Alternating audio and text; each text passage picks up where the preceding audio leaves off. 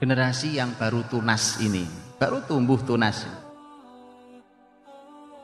mengerikan ketika bergeser visi dan niatnya, mengerikan ketika mereka disibukkan dengan gebiar keterkenalan. Keterkenalan itu sebuah fitnah sendiri.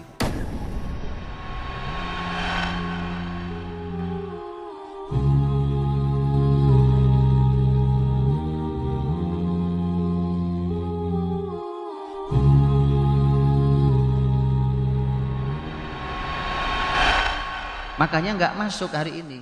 Kalau orang ngafal Quran, ya kan, cuma pengen lomba tahfidz sana sini, musabaqah tilawatil Quran, musabaqah hifdzil Quran, musabaqah levelnya kota, provinsi, nasional, internasional, ujungnya hadiahnya umroh.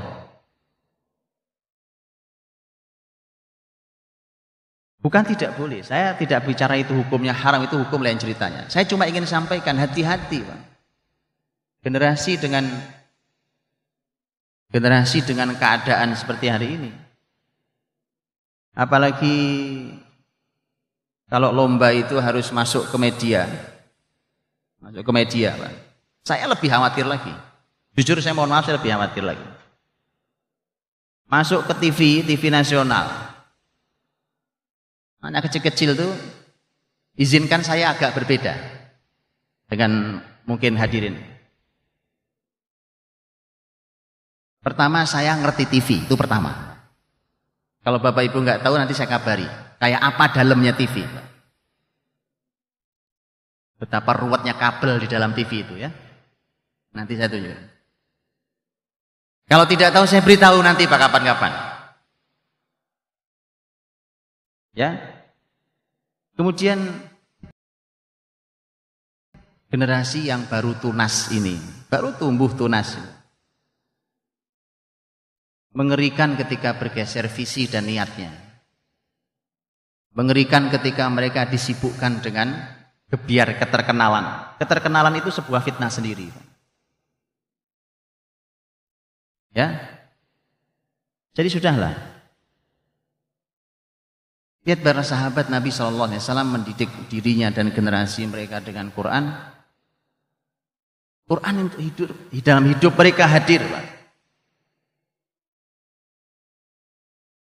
Teguran tadi itu bahwa Quran dihafal, hanya dihafal, tidak berefek pada amal keseharian. Itu masalahnya. Bukankah sesatnya orang-orang Khawarij itu kan Nabi sampaikan karena ini kan faktornya, Pak. Yaqra'unal Qur'an wa la yujawizu hanajirahum. Orang Khawarij itu hafal Quran. Orang-orang Khawarij itu, kalau bicara kalau enggak Quran enggak saya terima. Ente ngomong apa? Pakai logika, enggak masuk di saya Qurani. Dia bacakan ayatnya, dia hafal, dia tahu dalilnya, dia sampaikan ini isinya, ini artinya. Tapi itu cuma di sini paling jauh, Pak. Nggak pernah turun ke hatinya. Dia cuma ahli dalam masalah debat tentang Quran, hafalan dan isinya. Nabi sudah katakan itu kan, bahwa mereka cuma baca tapi nggak pernah melewati tenggorokan mereka.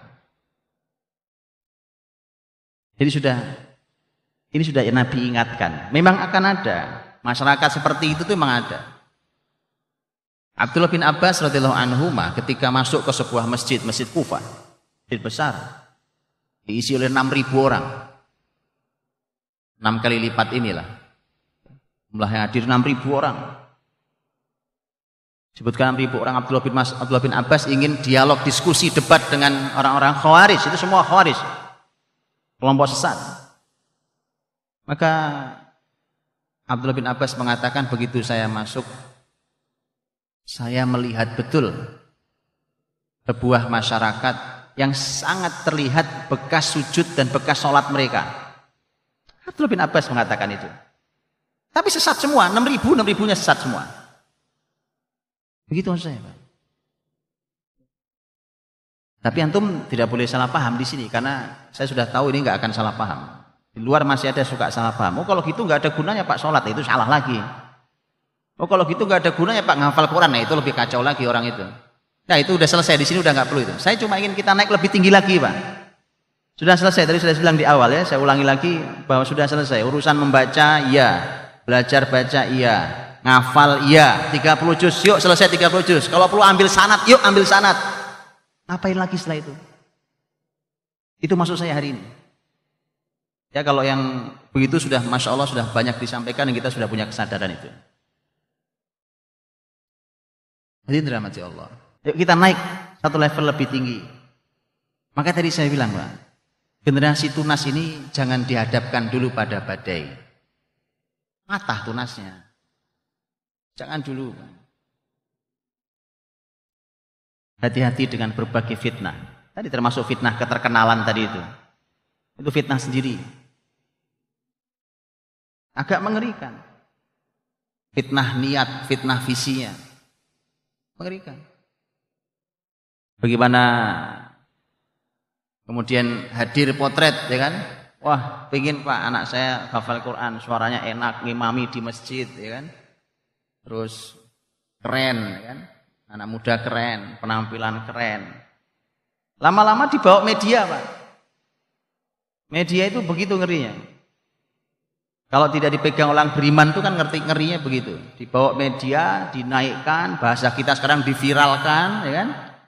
Begitu diviralkan, wah. Semua orang kayak begitu saya pengen. Gak menarik, Pak. Quran itu bukan untuk itu. Inna hadzal Quran, kata Allah. Sesungguhnya Quran ini yahdi lillati hiya aqwam wa yubashshirul mu'minina alladziina ya'maluna shalihati anna lahum ajran kabira. Quran ini harus berfungsi sebagai hidayah, petunjuk hidup kepada jalan yang lebih lurus dan memberi kabar gembira pada orang beriman. Kabar gembira itu artinya kalau hidup, namanya kabar gembira kan hidup jadi bahagia, Pak. Jadi bahagia. Harus diukur tingkat kebahagiaan. Bahagia enggak Anda ngafal Quran?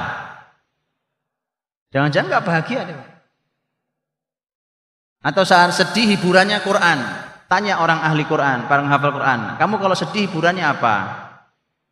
Tanya, Pak. Karena Quran wa yubasyirul mu'minin.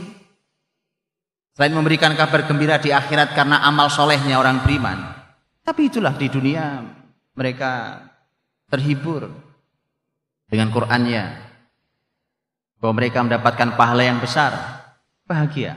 Orang beriman sejak di dunia karena dikabari Allah bahwa dia mendapatkan pahala yang besar.